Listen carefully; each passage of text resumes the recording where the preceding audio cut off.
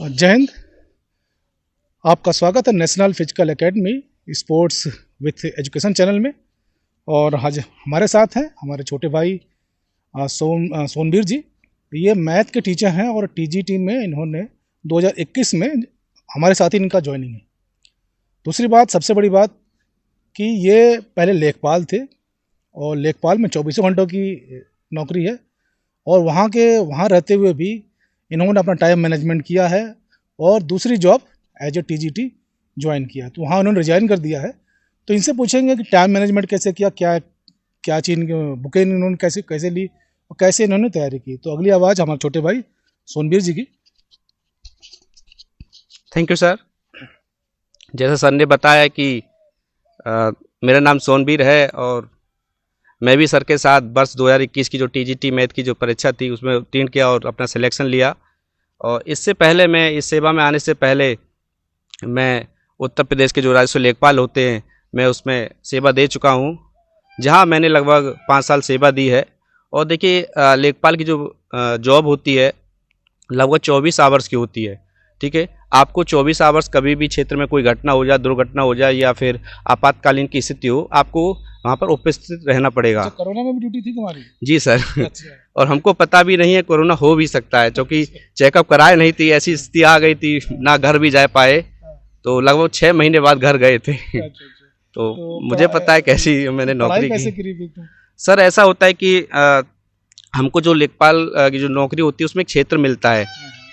लेखपाल की कमी थी तो 2 क्षेत्र मिल जाते हैं, किसी को 1 मिलता है। जैसे आप वर्क करते हैं उसके अंदर आपको क्षेत्र मिलते हैं, तो मुझे एक क्षेत्र मिला था।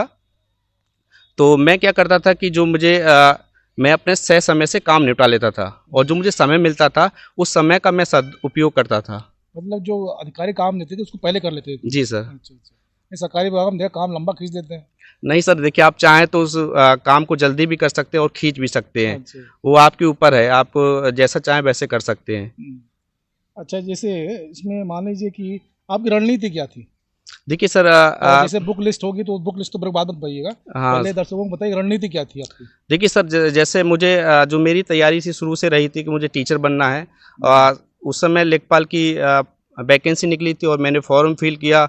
मुझे उम्मीद भी नहीं थी कि मेरा उसमें सिलेक्शन हो जाएगा और ना मैंने उसकी तैयारी भी की थी, क्योंकि मैं तैयारी उस समय टेट सीटेट की कर रहा था और मेरा भगवान की दुआ से दोनों टेट भी निकल गए, सीटेट निकला, यूपी टेट भी निकला और ये परीक्षा भी मेरा हो गई। जब मैं उस समय मतलब मामा जी के यहाँ पे था, तो जब देख मामा जी कहे थे यार उसका देखो रिजल्ट आ गया है, इंटरव्यू कॉल हुआ, देखो तुम्हारा हुआ कि नहीं।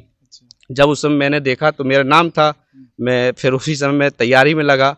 मैंने थोड़ा इंटरव्यू की तैयारी की और जो 20 नंबर का इंटरव्यू होता था उस समय, अब तो इंटरव्यू खत्म कर दिया है लेखपाल की परीक्षा में, तो 20 में मुझे 17 नंबर दिए थे। तो मेरा उसमें सिलेक्शन हो गया। अच्छा, जैसे रणनीति क्या थी? जैसे 125 क्वेश्चन होते हैं तो उसमें 9th के कितने पोर्शन आते हैं, फिर हाई स्कूल कितने पोर्शन, इस टाइप थोड़ा सा ब्रीफ करो। देखिए सर 125 क्वेश्चन मिलते हैं आपको परीक्षा में। हाँ। और आपको 120 मिनट मिलते हैं। ठीक है। अच्छा, 120 मिनट मतलब कि 2 घंटे? हाँ, 2 घंटे मिलते हैं। हाँ। तो ऐसी स्थिति में देखिए अन्य सब्जेक्ट में आपको क्या होता है कि आपको रटना याद होता है तो तुरंत आप टिक कर देते हैं, मगर मैथ ऐसा सब्जेक्ट है आपको थोड़ा बहुत आप मान चलिए कि आप ऐसे क्वेश्चन मिल जाएंगे आप तुरंत उसका टिक कर सकते हैं। बाकी अधिकतर आपके जो क्वेश्चन मिलेंगे आपको उसको लगाना होगा, उसको सॉल्व करना होगा, जब जाके आप टिक कर पाएंगे। तो बहुत कठिन होता है उसमें मतलब आपको करना। तो आपको एक चीज़ बता दें कि जो आपका जो 125 जो क्वेश्चन होते हैं उसमें जो 9th और जो 10th होती है उसके जो लेवल के जो मैट्रिक लेवल के होते हैं 10% क्वेश्चन आते हैं। अच्छा, हाई स्कूल के 10%? हाँ, हाई स्कूल 9th मतलब जो मैट्रिक लेवल होता है 10% आते हैं। ठीक है। और बाकी जो आपका 11 12 यानी कि 12th जो इंटरमीडिएट लेवल होता है उसके आपके 60% यानी 60% क्वेश्चन आते हैं। मतलब वो मिड वाला क्वेश्चन कवर करता है। हाँ हाँ। बाकी और जो बाकी आपका 30% बचा वो आपका ग्रेजुएशन लेवल यानी कि स्नातक लेवल के क्वेश्चन आते हैं। अच्छा, तो कितने % पे सिलेक्शन हो सकता है अनुमानन? जैसे 125 क्वेश्चन है तो कितने सही करने पे या कितने % करने पे सही हो सकता है? देखिए सर वो कैटेगरी वाइज होता है। ठीक है। तो जैसे मान चलो जनरल की मेरिट थोड़ी हाई जाती है, उसके बाद आपकी EWS वाला होता है, फिर OBC, दोनों की सेम रहती है और 19-20 का फर्क रहता है, और SC की कम होती है, और जैसे ST की और SC की में थोड़ा बहुत अंतर रहता है, ज़्यादा अंतर नहीं रहता है। अच्छा, एक चीज़ और जैसे कि शुरू में बच्चा कितने घंटे से पढ़ाई स्टार्ट करे? देखिए सर, आप जो पढ़ाई स्टार्ट करें उसके लिए आपको 2 से 3 घंटे शुरुआत करें। चूँकि आप ऐसा ना करें कि आप एक ही दिन इतना पढ़ लें कि दूसरे दिन आप पढ़ने की कोशिश ही ना करें, हिम्मत ही ना हो आपकी और थकान हो जाए। तो आप शुरुआत करिए 2 से 3 घंटे की। और सबसे इसमें देखिए सर, पढ़ाई अब स्टार्ट करें, सबसे पहले आपको जो टॉपिक सबसे अच्छा लगता है, जिसको आप आसानी से उसको सॉल्व कर सकते हैं, वहाँ से स्टार्ट करें। अच्छा। और जैसे ये कि क्या नाम है, जैसे आपका कौन सा सबसे टॉपिक अच्छा था? देखिए सर, मेरा टॉपिक सभी मतलब कुछ टॉपिक छोड़ के बाकी सभी टॉपिक मेरे अच्छे, क्योंकि मेरा देखिए बेसिक बहुत अच्छा था। मेरे जो 9th और 10th 11th 12th सही था, और बीएससी मैंने सही तरीके से की, तो मेरा जो बेसिक था बहुत अच्छा था, जिससे मुझे स्टैंडर्ड जो बुक को सॉल्व करने में आसानी रही। और मुझे जैसे सबसे अच्छा जो टॉपिक जो मुझे लगता है, मेरा ट्रिग्नोमेट्री है और वेक्टर अलजेब्रा है। ये टॉपिक मेरे अच्छे हैं। अच्छा, जैसे मैं भी पेपर जो दे के आया था, हम्म, तो इसमें प्रीवियस ईयर के पेपर थे, हम्म, तो उनको मैंने सॉल्व किया। तो अपने मैथ में भी ऐसा कुछ है क्या? जी सर, उसका बहुत प्रभाव पड़ता है। हाँ। देखिए वर्ष 2000 जो 16 का जो पेपर था, जो 19 में हुआ था, उसका जो 19 में जो पेपर हुआ था, उसके बाद जो 21 में पेपर हुआ, उसके 10 से 12 क्वेश्चन सेम टू सेम मिल गए थे। अच्छा अच्छा। सेम टू सेम, मतलब उसमें कोई परिवर्तन नहीं था। हाँ, हाँ। आपके जैसे 2000 वर्ष 2019 का जो पेपर था हुआ था, और वर्ष 2021 का पेपर हुआ था, जो 19 वाले paper same to same 10-12 question same to same उठा कर रख दिए गए थे एग्जामिनर ने। अच्छा अच्छा, मतलब जिसने भी पिछला क्वेश्चन किया होगा तो वो सही कर सकता है। देखिए सर, इसके लिए आपको बता दें कि आप पिछले 10 वर्षों के पेपर उठा लें, और उसी के अनुसार आप रणनीति सब तैयारी करें। मेरा विश्वास है कि आपको सिलेक्शन आपका 100% श्योर हो जाएगा। ठीक है, उसके लिए आपको सबसे पहले पूरी रणनीति बता देते हैं। देखिए, सबसे पहले आप जो फॉर्म फिल करते हैं, तो आपके लिए आप क्या करें, सबसे पहले आप फॉर्म फिल किया, उसके अकॉर्डिंग आपको सिलेबस देखें। ठीक है, सिलेबस आज अच्छा, तो सिलेबस कहाँ से मिलेगा, नेट से या? देखिए, सिलेबस सर आपको आज ऑनलाइन भी मिल जाएगा, ऑनलाइन सिलेबस डाउनलोड का कर सकते हैं। एक सिलेबस वीडियो मैंने बना रखा है, लेकिन अधिकांश लोग देखते नहीं है, तो कहाँ दुकान से मिल जाएगा क्या? हाँ सर, बुक सेलर जो आपके अच्छा। नज़दीकी बुक सेलर हैं, हाँ, वहाँ से आप सिलेबस ले सकते हैं। ठीक देखिए, है। ये सिलेबस और बुक्स 99% लोग कर लेते हैं। जो फॉर्म फिल करता है, वो इस स्टेप 2 स्टेप आप कंप्लीट कर लेते हैं। ठीक है। ठीक है, तो आप बुक के लिए आप बुक हम बता देंगे कि कौन कौन सी बुक को आपको पढ़ना है। ठीक है, तो आपको सिलेबस हो गया आपका, फिर आपको बुक ले लेना है। बुक आपको ऐसी लेनी है जो जिससे आपका सिलेबस उससे कंप्लीट हो सके। अच्छा। ठीक है, और साथ में एक काम और करिएगा, तो 10 वर्ष के जो पेपर होते हैं, पिछले 10 वर्ष के पेपर, उसके आप प्रीवियस ईयर के पेपर खरीद लीजिए, यानी पुराने 10 वर्ष के पेपर खरीद लीजिए। उससे आपको ये फायदा रहेगा, जो आपका जो एग्जामिनर किस टाइप से क्वेश्चन बना रहा है, किस टाइप की रणनीति उसकी चल रही है, आपको उसको भांप सकते हैं। अच्छा अच्छा। नहीं, जैसे आपकी रणनीति क्या थी? आप रब करते थे तो फेयर करते थे, ये बताइए मेरे को। देखिए सर, मेरा था कि जैसे मैंने सबसे पहला काम किया था, सिलेबस लिया था, उसके अनुसार मैंने बुक ली थी, बुक, और फिर 10 वर्ष के पिछले 10 वर्ष के पेपर लिए थे। फिर मैंने क्या किया, सिलेबस के अकॉर्डिंग मैंने चैप्टर वाइज जो जो मुझे सबसे पहले सिंपल लगता था, मैं इसको आसानी से कर सकता, चैप्टर को उठाया और मैंने उसको सॉल्व करना शुरू कर दिया। और मैंने क्या किया, उसके साथ में नोट कॉपी बनाई, और नोट कॉपी मैंने 3 प्रकार की बनाई। पहले आपकी एक रफ कॉपी रहेगी। रफ कॉपी मैंने सर क्या किया कि जो चैप्टर वाइज, ठीक है, जो मैंने चैप्टर उठाया उसके चैप्टर वाइज प्रत्येक सवाल को मैंने सॉल्व किया। ठीक है, ये तो मेरा रफ कॉपी का कार्य रहा।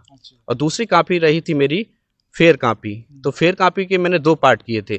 फेयर कॉपी जो फर्स्ट थी, फर्स्ट कॉपी में मैंने किया कि जो चैप्टर मैंने स्टार्ट किया उसका एक क्वेश्चन, यानी एक टाइप का एक क्वेश्चन इसमें मैंने नोट किया। तो ये आपको प्रत्येक चैप्टर का इसी टाइप से करना है। आप कॉपी का ये मत फिक्र मत करिए कितनी कॉपी भरेंगी। देखिए, मैथ में अक्सर कॉपी भरती हैं। आपने कितनी कॉपी भरी? अरे सर, मुझे पता नहीं है।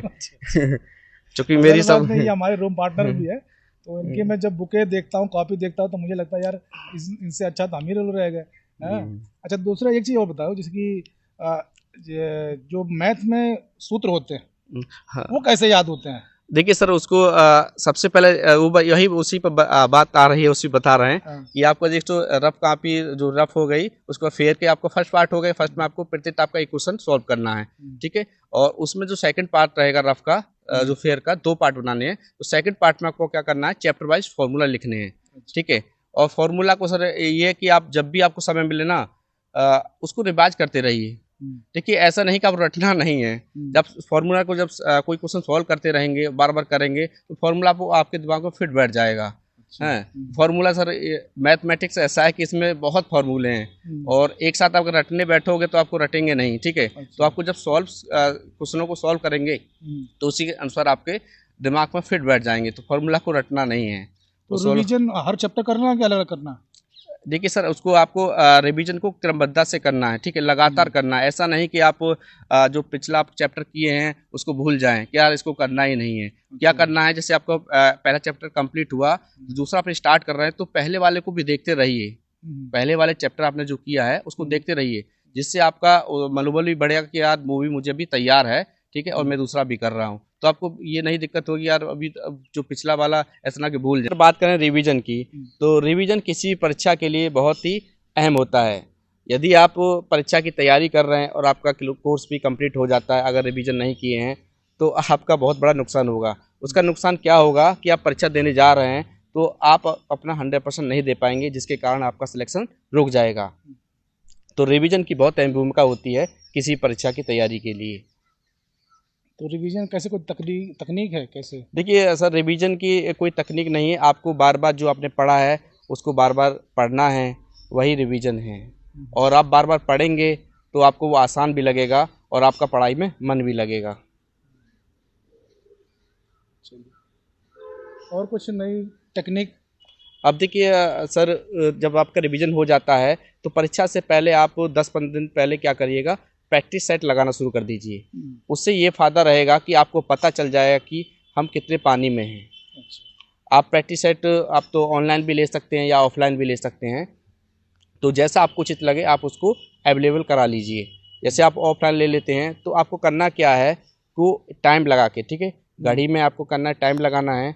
टाइमर जो होता है 2 घंटे, ठीक है, जो कि हमको 125 क्वेश्चन मिलते हैं और 2 घंटे में उनको सॉल्व करना होता है। तो 125 क्वेश्चन जो आपको मिले हैं उनको 2 घंटे में सॉल्व करना है, और ये देखना है कि हम 125 में कितने अटेम्प्ट कर पा रहे हैं।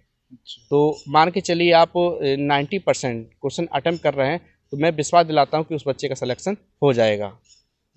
यदि उससे वो कम कर पा रहा है तो उसको थोड़ा दिक्कत हो सकती है, क्योंकि अब इतनी बेरोजगारी है, सिलेक्शन किसी भी नौकरी में लेना बहुत कठिन होता है। टीजीटी मैथ में भी सिलेक्शन लेना बड़ा कठिन है। कुल मिला के आपको एक प्रॉपर वेज, प्रॉपर तरीका चाहिए तैयारी करने के लिए। हाँ सर, आप ये कि चैनल से एक चैनल के थ्रू आप तैयारी करेंगे तो 100% आपको जो सिलेक्शन है आपको हो जाएगा। Thank you. ये थे हमारे छोटे भाई सोनवीर, और इन्होंने अच्छी जानकारी दी। तो उम्मीद करता हूँ ये जानकारी आप लोग पसंद आई होगी। और मान लीजिए जो व्यूअर्स हैं जो मैथ के टीचर, मैथ की तैयारी ना कर रहे हो, तो ये वीडियो मैथ का है तो मैथ कॉलेज लड़कों को भेज दीजिएगा। इसके साथ जय हिंद, जय भारत, खुश रहिए, स्वस्थ रहिए, मस्त रहिए। Thank you all of you.